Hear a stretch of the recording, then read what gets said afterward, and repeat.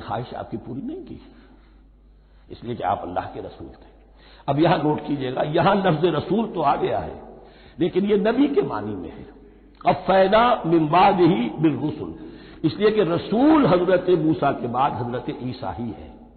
درمیان میں پروفٹس ہیں، یہ prophets of the Old testament,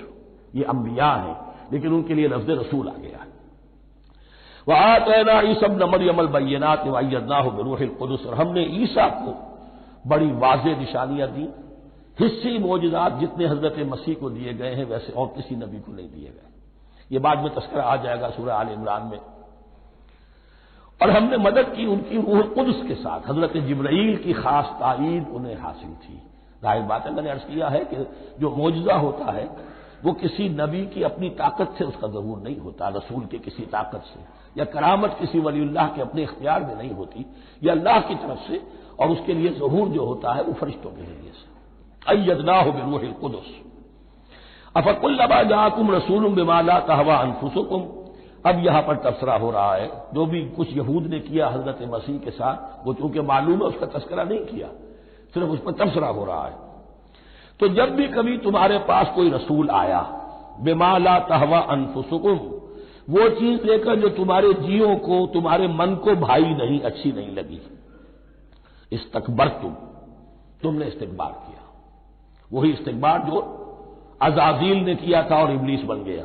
ابا واستکبر، استکبرتم ففریقا کذبتم وفریقا تقتلون، تو کچھ کو تو تم نے صرف ان کی تردید ہی کی اور کچھ کو تم نے قتل بھی کیا، تقتلون، تو یہ انبیاء کے قتل ہو سکتا ہے۔ اور نمبر 2 ایک رائے یہ دی گئی ہے، تقتلون جو ہے قتل تم نہیں آیا ہے، یہ فعل مضارع ہے، اور فعل مضارع کے اندر ایک فعل جاری رہتا ہے، ختم نہیں ہوتا، گویا کہ تم قتل کرنے کی کوشش کرتے رہے۔ بعض لوگوں کی تو جان کے در پہ ہو گئے۔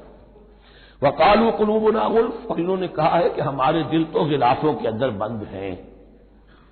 یہ اس کو ملائیے پہلی آیت جو آج ہم نے پڑھی ہے، افتطمعون ان یؤمنوا لکم، تو اے مسلمانوں کیا تم یہ توقع رکھتے ہو اور چاہتے ہو کہ یہ تمہاری بات مان لیں گے؟ ان کی اس خواہش کے جواب میں جو وہ کہتے تھے وہ یہ قول ہے، وقالوا قلوبنا غلف، ہمارے دل خلافوں میں ہے، میاں تمہاری بات ہم پر اثر نہیں کر سکتی، جاؤ کسی اور سے بات کرو۔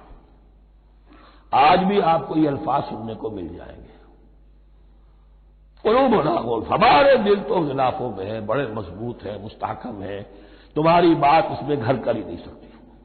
بل لعنہم اللہ بکفرہم، یہ ہے تبصرہ، جس کو یہ کہہ رہے ہیں کہ ہمارے دل محفوظ ہیں اور غلافوں میں ہیں، حقیقت میں تو ان پر لعنت ہو چکی ہے اللہ کی طرف سے ان کے کفر کی وجہ سے۔ فقلیلا ما یؤمنون، تو واقعتاً اب کم ہی ہوں گے ان میں سے جو ایمان لائیں گے۔ ولما جاءہم کتاب من اللہ مصدق لما معہم، اب یہاں پر ذکر ہو رہا ہے خود حضور صلی اللہ علیہ وسلم کا، اور جب آ گئی ان کے پاس کتاب اللہ کے پاس سے، یعنی یہ قرآن، مصدق لما معہم، جو اس کی تصدیق کرتے ہوئے آیا جو ان کے پاس ہے، میں اس کی وضاحت کر چکا ہوں۔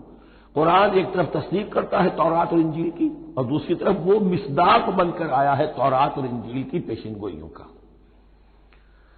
وَكَانُوا مِن قَبْلُ يَسْتَفْتِحُونَ عَلَى الَّذِينَ كَفَرُوا، اور ان کا حال یہ تھا کہ وہ